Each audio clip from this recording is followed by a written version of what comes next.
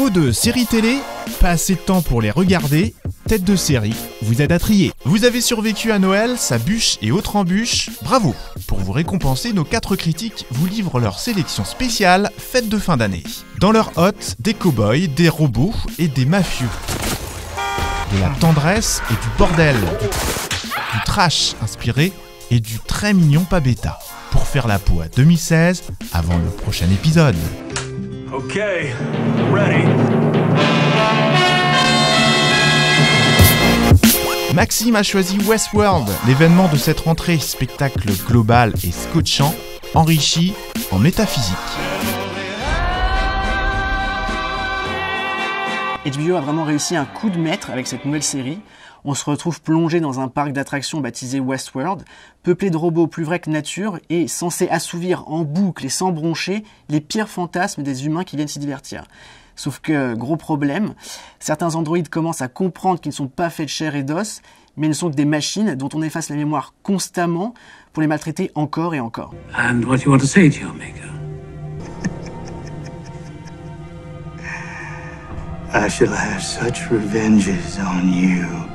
Pour moi, c'est vraiment la nouveauté de la rentrée et même de l'année, à côté de laquelle il faut vraiment pas passer. Les personnages sont géniaux, les acteurs qui les interprètent font preuve d'une finesse, d'une minutie incroyable. L'intrigue est dense, c'est très réfléchi, la plupart des dénouements tombent soudainement sous le sens quand on se rend compte que de nombreux indices étaient là depuis le début mais qu'on les avait pas vus. C'est fin, c'est prenant, c'est bourré de rebondissements et visuellement c'est tout simplement superbe.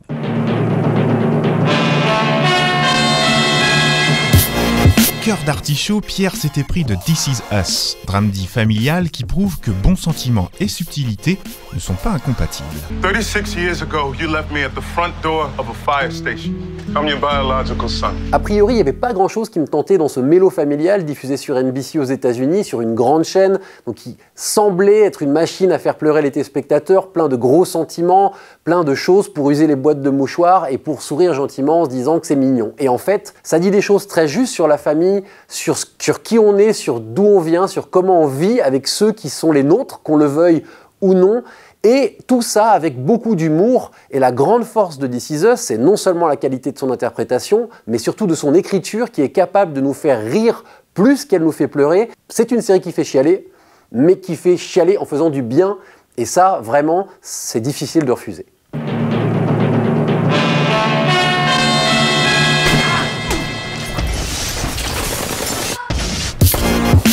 Radical, Daniel recommande la saison 2 de Gomorrah, un portrait âpre et sans concession de la mafia napolitaine.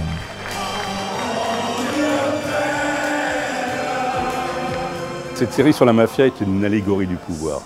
Un pouvoir très difficile à conquérir, mais encore plus difficile à conserver. L'écrivain Roberto Saviano, qui avait beaucoup écrit sur la mafia napolitaine, raconte que le pouvoir, c'est aussi un pouvoir politique, c'est un pouvoir économique et c'est un pouvoir familial.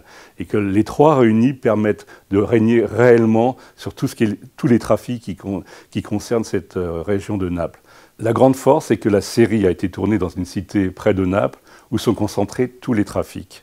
Ce qui donne à tous les épisodes qui ont été tournés depuis 2 saisons, un grand réalisme et un côté très documentaire et qui devient très passionnant.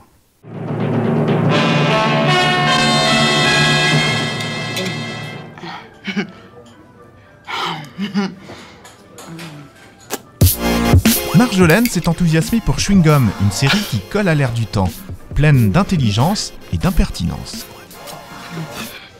Chewing Gum, c'est la découverte d'abord d'une auteure, une surdouée de 28 ans qui s'appelle Michaela Coel, qui est britannique, qui avait déjà absolument retourné l'Angleterre avec son One Woman Show et qui là a créé et conçu sa série de A à Z. C'est l'histoire d'une jeune fille dans un quartier de banlieue. C'est un roman initiatique, picaresque, rose fluo, rose bonbon comme un chewing-gum qui vous éclate à la gueule à tout moment.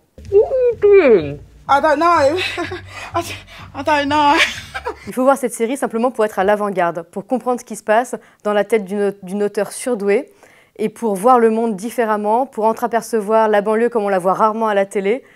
Un chant romanesque, explosif, drôle, avec une énergie contagieuse.